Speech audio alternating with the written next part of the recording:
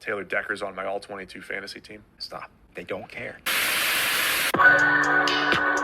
So the strategic component to this game is through the roof. Your predictions, right? Your forecasting in fantasy football into how good is this player? This is it's gonna change the industry. Yeah, I moved to the old town where it goes down. Look at me now. I wrote my goals down. I hold it down. Made myself proud. What's up, everybody? Welcome into the All-22 podcast. It's Super Bowl week. I'm here with Ray. We're talking all things Super Bowl. We got a couple other things to talk about today, but it is like, you know, it's the dream, right? Like, we're at the end of the season. This is what we all fight for. This is what all our teams fight for. It's not my team. It's not your team, but it's still the Super Bowl. I'm pumped. I'm excited to go. Ray, how are you feeling? Sad. Super Bowl is very sad. It's the sad bowl. That's it. It's all over, and there's no like fun Pro Bowl. I might be in the minority. This might be a minority opinion. I loved the Pro Bowl after the Super Bowl. It's like you had this big, like, you know, the pinnacle of the sport, and then it's like, okay, a week later, you all get to kind of relax and look back on all the fun you had along the way. And that's gone now. Now it's before the Super Bowl, and they played dodgeball and everything. And yeah, the dodgeball is cool. I'm not complaining about the dodgeball. And, you know, I miss some of the old skill competitions. But yeah, I liked the Pro Bowl after the Super Bowl. So that way you still had like one last thing to kind of look forward to and just mindlessly enjoy before the long, treacherous offseason. I'm in full agreement on that. It should be after the Super Bowl. And especially because then those players might show up and enjoy themselves too, right? So kind of excludes two of the best teams and some of the best players in the NFL. If you could create a new skills competition, which would you create? Oh, man. I have a good one.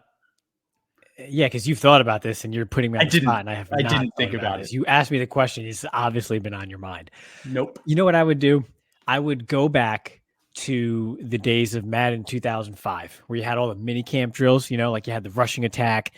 You had like, if you were a corner, you had like the jugs machine, and it would just like fire passes to some of the sticks in the downfield, and you have to go bat the ball down and maybe pick it off. I would try to recreate something like that, one of those drills. I'm not sure you could do the rushing attack one because it's full contact and like two-hand touch is kind of lame or whatever, right? But if you could do some of those, like the wide receiver drills where you got to just, the jugs machine just fires a pass, you got to run under it, or you're a DB and you don't know where the pass is going and you got to run as fast as you can, try to knock it down, and whoever gets the highest score wins. I think some type of competition related to that based off of those drills, I think would make the whole experience multitudes better. That would. All right, you ready for mine? I know you're ready for yours because you thought about this and I haven't. I promise. Answer. So sure, go ahead. I promise I didn't. Hot dog eating contest. You get a skills player, like a intermediate and a big man, and you make like 3 teams, right? Or however many teams you want to compete, right? And like the big guy's the anchor, right? So if you're down by like 10 hot dogs, that dude's got to catch up at the end. I think that would make for excellent television. Yeah. You clearly haven't thought about this. Yeah. There will be clauses and contracts like forbidding skill players to partake in that competition. Like imagine Eddie Lacy. He probably made the Pro Bowl as an ultra. I don't know. But like imagine Eddie Lacy. Like that's your running back, and you're like, oh man, maybe if he could just, you know, get in some better shape this offseason, he'll be even better than he was last year. And then he participates in the hot dog eating contest. Yeah. Eddie Lacy and Zion are like the two. Oh man, good stuff. Okay, so first question that I did not prepare you for, and this one I know I didn't prepare you for. You didn't prepare me for any of these questions. Come on, you're ready. You're ready to go. Spot. You're that guy. What does playing in the Super Bowl mean for your fantasy players? What does it mean for my fantasy players? Like how I look at them heading into the next season? Yeah, like for example, the reason this came to mind is because I was thinking about a guy like Patrick Mahomes. I was thinking about a guy like Brock Purdy. Them making it to the Super Bowl is exciting as a fantasy owner of those players, right? It's something I look forward to. I'm saying it proved that my guy is good enough to do this, which means that he'll get better extensions. He's going to make more money. He'll be the starter for this team for longer. What does it mean for my running back shares of Christian McCaffrey and Isaiah Pacheco? It's like they just have 3 or 4 more games on their belt. 80 more touches right there. Right. Yeah. So how do you look at it? Or like, is it position dependent, or are you always happy that your players make the Super Bowl?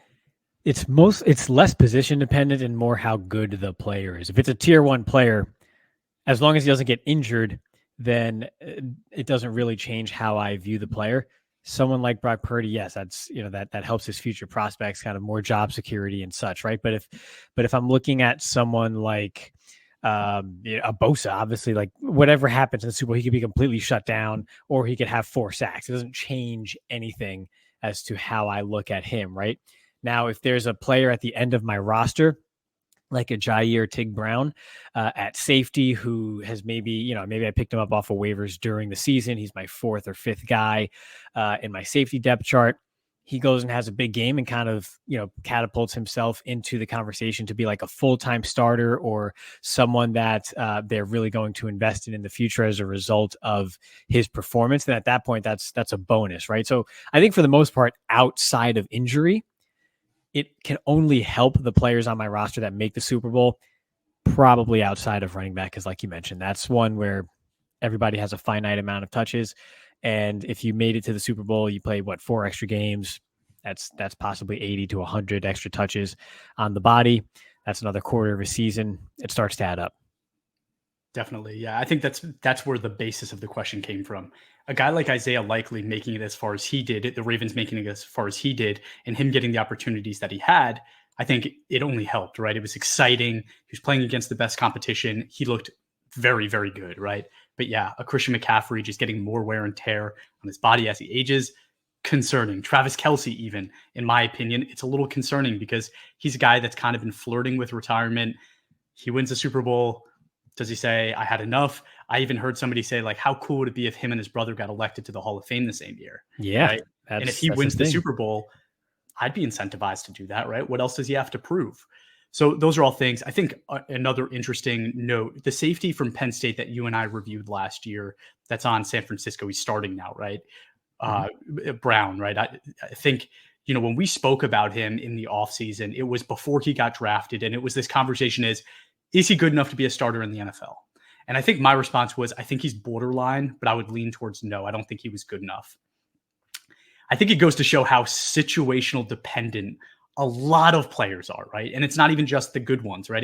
It's a lot of players. So we're going to talk about this more when we get to our quarterbacks episode, but I wanted to flirt that a little bit, right? I think a Caleb Williams, you might not think he's situational dependent, but then you go and look at how many quarterbacks have been unsuccessful with very similar skill sets, right? You look at Baker, Kyler, these guys that just didn't make it.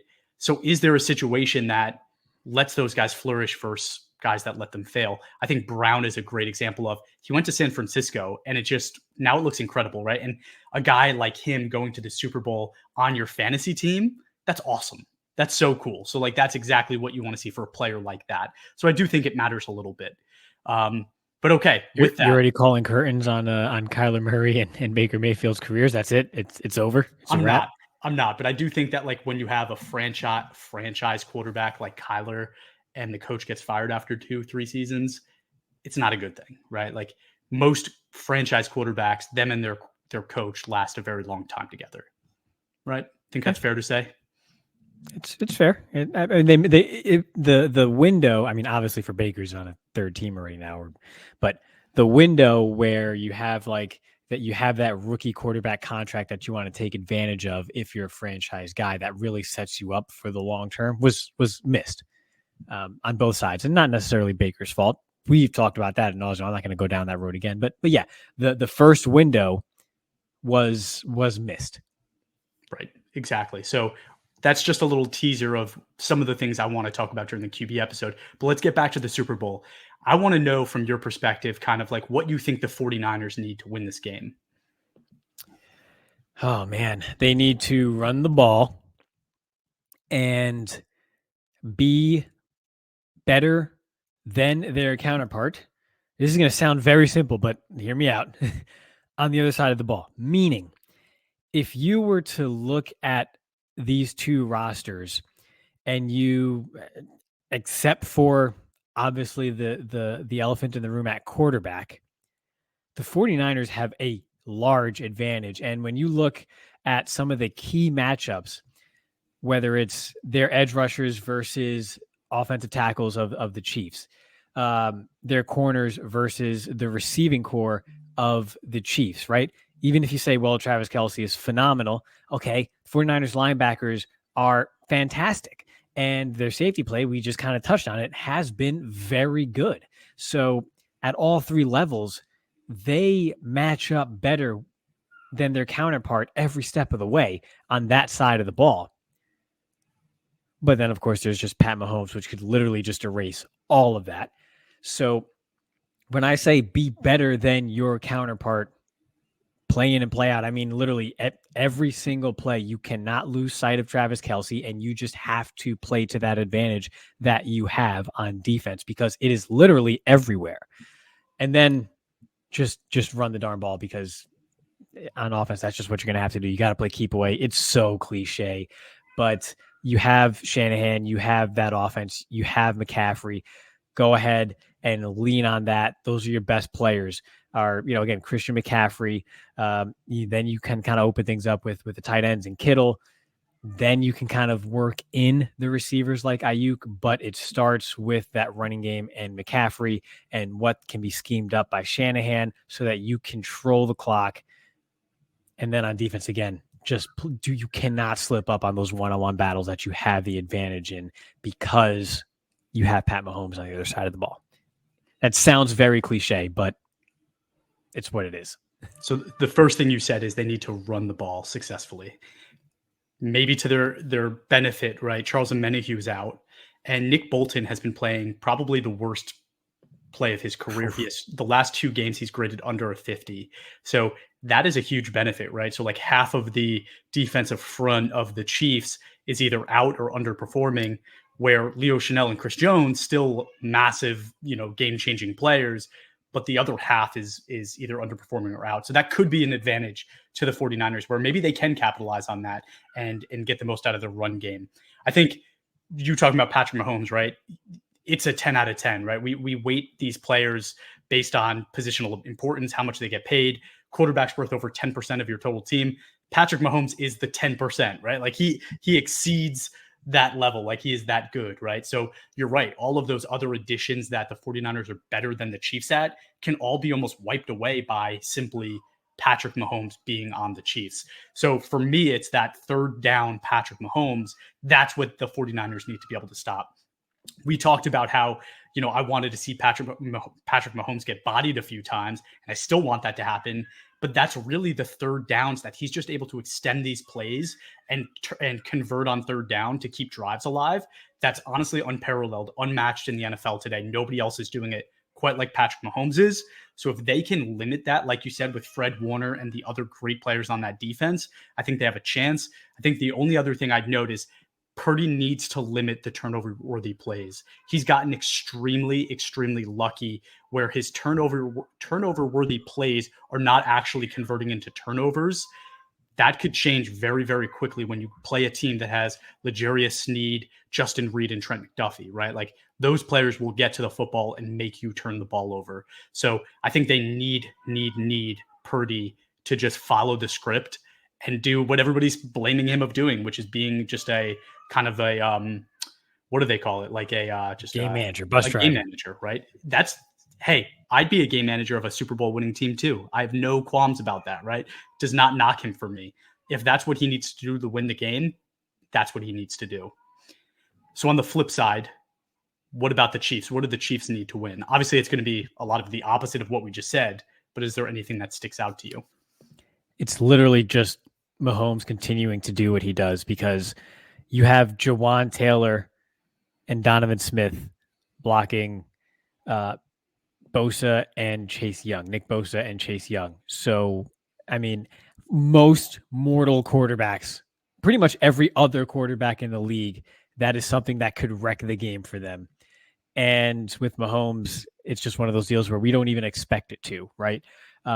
So it's so simplistic, but it's literally just Mahomes just continuing to extend drives the way he does, because you cannot point to any matchup outside of just saying that Mahomes is going to do what he does on the offensive side of the ball and say, okay, that's what the Chiefs need to exploit. Yes, obviously you're going to lean on Travis Kelce, but again, we're talking about Travis Kelce against maybe the best linebacking core in the NFL and great safety play. So you have that aspect where, yes, he's Travis Kelce, but it's not an advantage for you. It's not a mismatch, rather. You may still have the advantage, but it's not a mismatch that you can exploit for 3 straight hours during the Super Bowl, right? Out wide, you are clearly outclassed by the secondary of the 49ers. Your wide receivers on their own cannot create for themselves or separate or carry any sort of offensive proficiency that is not provided to them by Pat Mahomes. So that's out of the picture. So you're simply leaning on your stars on offense, which is Mahomes and I guess Kelce. And then on the flip side, you have Steve Spagnuolo. That's he has 2 weeks to prepare against a great scheme, but also a quarterback, like you mentioned, that is prone to those turnover-worthy throws. And Spagnuolo kind of has a history on the big stage of making opposing quarterbacks pay for mistakes and limiting not just high-flying, but just high-powered offenses overall. So I think you just kind of continue what you're doing schematically on defense, depend on Mahomes to extend those drives and frustrate that 49ers defense, and that's your recipe for winning. Okay. I think this game's going to come down to 2 things. One of them is, if you've watched the playoff so far, it's been a who just commits the less mistakes, who turns the ball over less. And the Chiefs and the 49ers have won that every single time. They have been the team that keeps their poise. We talked about it last episode, right? Tom Brady's the king of that. Mahomes is becoming the king of that. But I think the 49ers have done a good job of that in their own right. The only thing I'd say is there's a lot of luck on the 49ers side, where I don't think there's a lot of luck on the Chiefs side. It's skill. So for me, I think the Chiefs can take advantage of that and make Purdy actually turn the ball over. And if they do that, I think they win the game. I think the other thing is, number 2, is I think the 49ers and Ravens are a very similar stylistic strength team, right? The defense is extremely strong. They had all the same weapons on defense that, the 49ers do, maybe besides some of the edge rush power. But and then their offense is just running hard-nosed football style offense. Yes, the 49ers have more weapons in terms of receivers, but Lamar is a far superior quarterback than Brock Purdy too, right? So I think he kind of levels out. I think the Chiefs just end up winning this game. I don't know if you saw this as well, but it's, there's been, I think 4 other situations where head coaches have matched off multiple times in Super Bowls, and every single time the coach that won the first time won the second time as well. So that, Andy Reid beating Kyle Shanahan the first time, I think we see that happen again. Yeah. Before I get to sort of the overarching factor here, right? Everybody agrees the 49ers have the defensive personnel advantage, right? However, on that side of the ball, when you look at the 2 defenses, I do think Spagnuolo being in the Chiefs' corner, having those 2 weeks to prepare, doesn't negate that, but it sort of evens the scale a little bit when you're comparing the 2 defenses. And then on offense, I think it was Andrew Brand who said this on his podcast last week, but you simply don't bet against Michael Jordan. And that's what it is with Pat Mahomes at this point. You don't bet against Michael Jordan. And that's who he is right now. He's in his prime. He's leading his team to multiple championships. This is his run right now. It's his world. Everybody else is just living in it. You don't bet against that. Even if you were to look side by side at your typical key matchups going into every game, most of them are going to all favor the 49ers, but you don't bet against Michael Jordan. I can't believe we're there. I can't believe we're there. And just remember, Michael Jordan never lost a championship, and Mahomes already has. So maybe we're betting against LeBron James. No, we're not doing it. We are not going to do this episode. No. All right. So it is Super Bowl weekend. We wanted to start off the episode talking about the Super Bowl. We are super excited about it. I hope you are too. I hope you have a bunch of food planned. My family, we do a 6-foot hero. I'm getting wings. I'm getting 4 dozen wings. We're making chili and potentially ribs. What's your menu looking like, Ray? I actually don't know what the menu looks like. It's very similar, but we're also celebrating a birthday in the family at the same time. So it's one of those where it's like, There's going to be all the typical foods plus birthday cake. I just hope they don't skimp out on the amount of wings and meats because, we're having this dessert and we're also doing this celebration. They're like, no, I want full-fledged, like football eating food, football watching foods. That's don't skimp out on me just because you're trying to sort of, split the holiday here. All football foods, all finger foods, all wings, meats. Give me all that good stuff. Hopefully they don't, they don't skimp out on that. But yeah, pretty much what you said plus birthday cake. Okay. It's my brother's birthday this weekend too. And I would say happy birthday, but I know that there's a 0% chance he listens to this podcast, but we're going to have a cake as well. I'll text him after this. That's messed up. All right. Next thing we wanted to talk about was Spencer Rattler. So rumors going around is that Senior Bowl. What the hell? Yeah, Senior Bowl. Yeah. Senior Bowl. Yeah. Why am I too many S bowls? Yeah, Senior Bowl, not Super Bowl. He's not in the Super Bowl, Chris. He's not in the Super Bowl. Senior Bowl reports are that he exceeded expectations at practice. He was a standout and he performed really well in the Senior Bowl game. So we wanted to talk about that a little bit, unpack it, because we didn't dedicate an entire episode to Spencer Rattler. And I don't think we really need to be quite honest. But I want to hear your thoughts just kind of overall on what you think of the prospect, what you think he did out there for the Senior Bowl, and did it change the stock at all? He had a good week. But in comparison to other good weeks, I'm looking at quarterbacks in past years, right? I mean, you go all the way back to Phillip Rivers and how he catapulted his stock, all the way up to Dak Prescott and his connection made with the Cowboys during that week before, leading up to his draft class. I don't see that level of change in his stock, right? I think he's always had some ability and has always flashed some ability throughout his college career. He can be a very good deep passer, but the ball placement has always been inconsistent and the decision-making has always been hit and miss. And, when you have the type of tools that he has, you can put it together for a week in scripted scenarios and such. It's when the bullets start flying in actual NFL game, when the defenders are moving faster and there's more going on, he didn't do enough to move the needle for me to really change how I feel about his prospects long-term as far as ever becoming a starter or a steady starter in the league.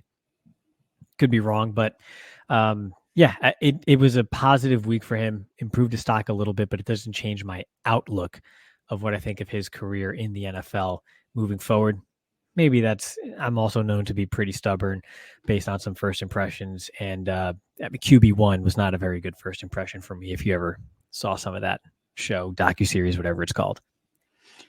Okay. So yeah, I'm in agreement with you there. I did watch all of his snaps at the Senior Bowl in practice and in the game. I think in practice he looked good, but like you said, it's scripted. It's kind of easy to look good. They're meant to look good. Most of his snaps are against no rush, right? He's just throwing wide receiver versus DB maybe. And again, you have a huge advantage on offense when you're doing drills like that. Then you see the game film, and I think people were really impressed with the game film.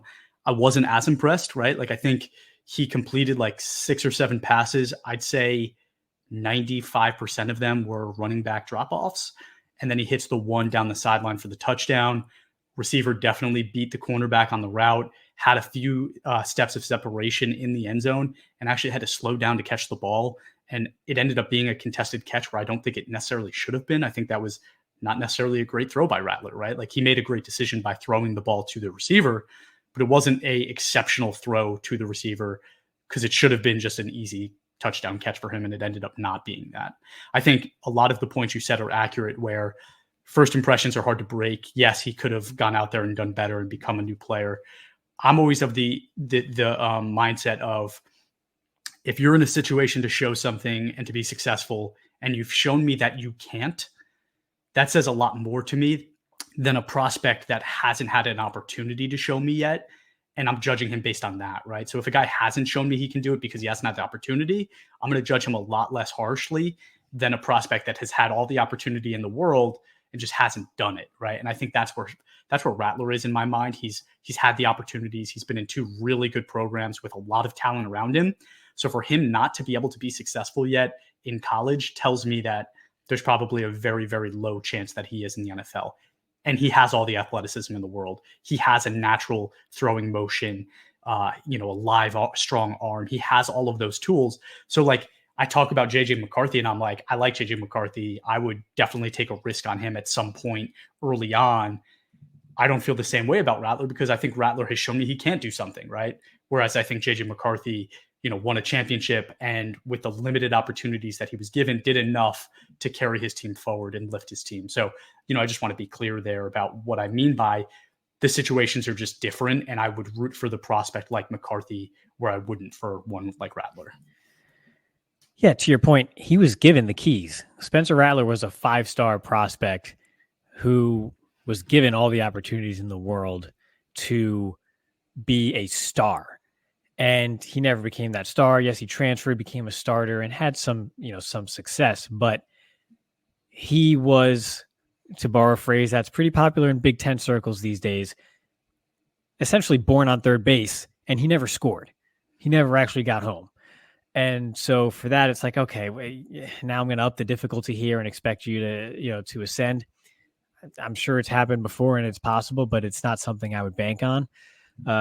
So I'll leave it at that. You have your JJ McCarthy take there. I think he and Rattler could start a fire podcast in a couple of years when that's their primary source of income moving forward. But that's basically the take on Rattler. I think, if the maturity aspect is there and has grown, which was one of the points of emphasis and concern early on in his career, if that has improved, that's great. And I think that's something that could allow him to be, whether it's a high-end backup in the league for a while, I think he can afford himself that opportunity based on his approach to the game because he does have tools.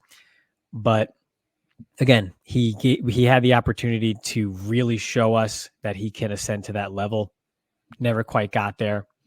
And that's okay. You can still carve out a career for yourself in the league, but not at the level of a franchise quarterback or long-term starter. Ray, can you name out all of the starting quarterbacks that Lincoln Riley has coached since headed back to college? So there was Baker, Kyler, Caleb. I'm missing a couple. Rattler. I'm missing a big one. Well, yeah, Rattler. I thought I was excluding him. I thought there might have been one more, but it's probably, he's the only one. Well, Hurts. I knew there was one. Right. Yes. So that's kind of the point I just wanted to make really quickly is if you look at the quarterbacks that Lincoln Riley has coached, they're all first, second round picks. And a lot of them are top 5 picks, right? Spencer Rattler being the one that gets shipped off and is like not in that conversation should tell you probably what you need to know about him, in my opinion. And outside of Caleb was the most highly regarded of them going in. So, right. Was afforded the best opportunity. Right. Exactly. Okay. So that's all I wanted to talk about with Spencer Rattler. I think we don't need to bash him. I hope that he goes and has a very successful NFL career. Just, if I was a betting man, that's not necessarily where I would put my money. But last thing I want to talk about is we are the All-22 podcast for a reason. It's because we have the All-22 platform, which is a fantasy football game that includes all 22 players on the field. Yes, offensive linemen included. And honestly, we don't talk about that enough, right? So it is now the offseason of the All-22 game. And I want to know, Ray, like from your perspective, what are the things that you think about heading into the offseason? I think about what it's going to take for you to ever accept one of my trades.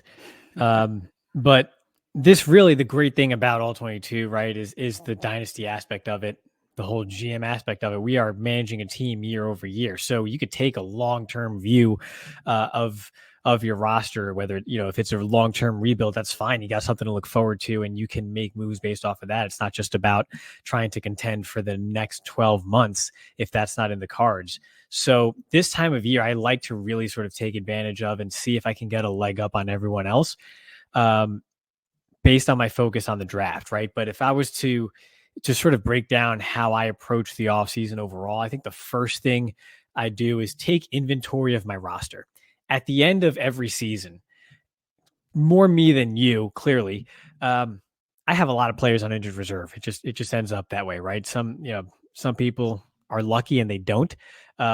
But most of us, when you're managing a 53-man roster over the course of a season, you're going to have about a dozen guys end up on your injured reserve at the end of the year, right? And so based off of those comings and goings and then additions through free agency and trades, I want to take a look at every player that I have on my active roster and injured reserve and try to come up with a mock 53 of what that roster will look like if I were to play a game. If week 1 was coming tomorrow, what would my 53-man roster be today? And then based off of that, I'll identify my, what I want to improve on, what positions I want to target in the draft. What are my positions of strength that maybe I could leverage for some trade discussions, or if I just want to keep that depth and know I don't have to worry about it, that's great too. But basically, first things first is take inventory of my roster overall and see what it would look like if I had to play a game tomorrow. And then based off of those strengths and weaknesses, I'm also taking a look at the current draft class and seeing if it's strong at those positions that I need. And I think that's a step that many users don't do, at least not in February, right? Or early February. But you and I, we're nuts. We watch this stuff year round.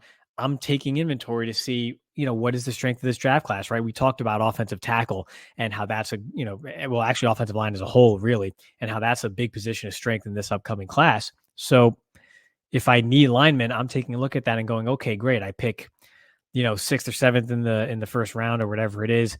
Can I realistically expect to get one of my top targets at a position of need at that spot? Or do I have to make some trades maybe to improve my draft position or trade for an active player, to again, fill those holes? I'm doing all that right now in February.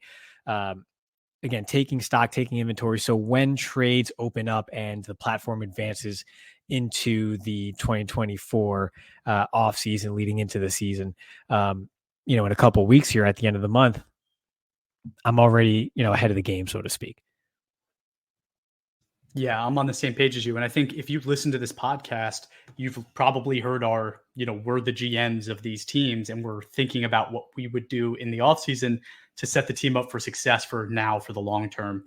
And the steps are the same, right? Like that's why that tagline you're seeing at the bottom of your screen says less fantasy, more football, right? It's because, yes, this is a fantasy game, but because it's all 22 players, because it's a 53-man roster, you think about it the exact same way you would an NFL roster. So all of the things we talk about translate, right? And that's why we're doing this. That's what we don't just make these podcast episodes for fun, even though they are super fun, because in reality, it's supposed to be translating for you what the game is compared to the NFL, right? And it is very much the same. So I agree with your steps. The first thing I'm doing, right, is who's my coach? No, I'm just kidding. It's what's my logo, right? Like it's no, I'm just kidding. It's things like that though that you get to have fun. Branding with, right? matters, yeah. You can change your logo, you can change your colors, you can create your uniforms, right? So like all of those things you can do in All-22 that you might want to change it in the offseason. I know Chris DePalma, friend of the pod, every year he's changing his logo and his colors because if he sucks, he needs to rebrand. Like he just won't carry that forward. He can't take that energy into the next season. So that's something you can do.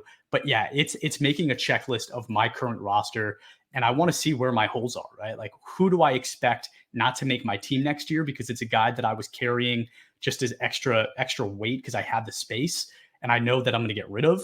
And then what positions are just flat out weak, right? Like I think your point before about offensive linemen being a strength in this draft, I bet if a lot of All-22 users go back and look at their roster, they're going to look at their offensive line and go, wow, my interior sucks, right? And that's like half of the NFL does that, right? That's why you have that issue, is because a lot of NFL teams do. So you want to make that checklist and understand where your needs are. Like you said, Ray, you're going to look at the draft and say, what are the strengths of this draft? Do they match the strengths or the weaknesses of my team? And if not, are there trades that I can make to fill those weaknesses now? Or do I have to wait till after the draft to fill those weaknesses? Because the worst thing you can do is reach for a guy in a draft, right? Where you're drafting a guard at pick 2 because that's your biggest need. And there's a guy like Drake May sitting there that somebody else has a high value on, right? But if you wait till that last minute, you might miss the opportunity to trade that pick and get 3 first-round picks for that quarterback pick. That starts right now. And that's what you have to do. And then, yeah, it's targeting free agents, right? Like what free agents are you going to bid on that last week leading up to the season? Because that's when free agency opens up again for 1 week before the season. So which guys are you targeting that you think you can win before the season begins that can really round out your team. Yeah. Again, all things that really sort of mirror what decision makers are doing right now, or really have been doing for a few months, right? Because I don't think the users in our league, although it seems like it, I don't think they have fully staffed scouting departments that are hitting the road on college campuses all year. But yeah, it's early in the offseason, but it gets late fast. I mean, we are under 80 days before the draft already, if you can believe it. And it just doesn't quite feel that way. Super Bowl hasn't been played yet, but yeah, we are 3 weeks away from the combine and less than 3 months away from the draft. So you don't want to be scrambling come draft day or the week of the NFL draft to try to figure out what your plan is and what you want to do with these young players at a position of need. So you want to stay ahead of the game, and you don't have to scour hours and hours of film of every single prospect to determine who you like, do a whole draft board of all the rookies that are coming into the league right now. That's what you have us for. That's why we're here for you every week. But you want to have an idea of the strengths of the class and how deep each position in the class is, so that, based on the results of the draft, then you just have to worry about maybe making some adjustments here or there, depending on the situations that players land in. You mentioned it earlier, how the situation is so critical for young players and their future success in the league, where someone like Jair Brown, who we were talking last year about how this was a pretty weak draft class at safety, maybe didn't have the depth we liked. There were a couple of players, I think you were high on, Branch, for example. I was high on Brown, but neither of us went into the draft saying there are 10, 11, 12 good safeties here that will be starters in 2 years coming out of this class. It wasn't there, right? So if you knew that going in, but you had a couple guys that you had your eye on, one of them goes to the 49ers. That's a good organization. That's a good defense surrounded by great talent on the upfront. That probably, moves them up a little bit in your eyes. And that's something not bad. Someone that you might want to make sure to target during your draft, as opposed to, maybe someone that you might want to fade if they do enter into a bad situation, or they're not going to get the ball quite as much as you'd hope. Again, those things matter, but you want to be in a position where you are simply making tweaks and adjustments based on the results of the draft, rather than trying to formulate your opinion after the draft. There's not enough time for that. You are going to be flat-footed. Again, this is All-22. You are managing a full roster. You cannot procrastinate and do that effectively. It's just not going to work out for you. Totally. If you had listened to us and we told you about Keanu Benton, then again, you would have been ahead of the game. So again, that's why you cannot procrastinate. And you were right. We are your scouting department. So you don't have one, but you can come into the All-22 podcast. We broke down all the quarterbacks. We're going to have episodes on every position of this draft. We're going to be talking about these prospects. Ray, I didn't tell you this yet, but I've actually finished my scouting of the tackles, guards, and centers. So I'm a little bit ahead of you maybe here, but I'm ready to go. You know what I mean? Like you talked about, we have 80 days till draft day. When I didn't do this, that 80 days felt like forever. And I'd be like, why don't they move the draft up to February? Now I'm like, 80 days is right around the corner, and I still have a bunch of positions to review. So, but we're your scouting department. Yes, you could come to the All-22 podcast where you're going to see our breakdowns. You're going to hear us talking about these prospects, but I'm also going to be writing articles. Bobby will be writing articles. And we're going to be putting out rankings and graphics all over social media. So we are here for you. We're going to help support you so that you have the information you need come draft day. Yeah, I'm not much of a writer, so maybe I'll try to put something down. But yeah, you know me, I just like to talk a lot instead. But Chris, I follow recruiting, so I'm looking at 2028 draft prospects right now in the Mid-Atlantic, and I'm so far ahead of where you're going to be. So again, that's what we're here for, guys. That's right. So, it sounds like Ray needs to put out his rankings so that we can do a check the receipts a year from now, or 2 years or 5 years from now. And I can prove that I'm a better scout than you. It's not quite how it works. We talked about situation dependency about 58 seconds ago, but sure. That's true. I'll write an article. I'll put something down. I love it. All right. So everyone, that's all we got for today. Thank you for tuning in. If you haven't yet, please give us a follow on Twitter, Instagram, Facebook, and TikTok at all22_PFF, and leave us a review wherever you watch or listen to your podcast, and enjoy Super Bowl weekend. Big announcement coming soon.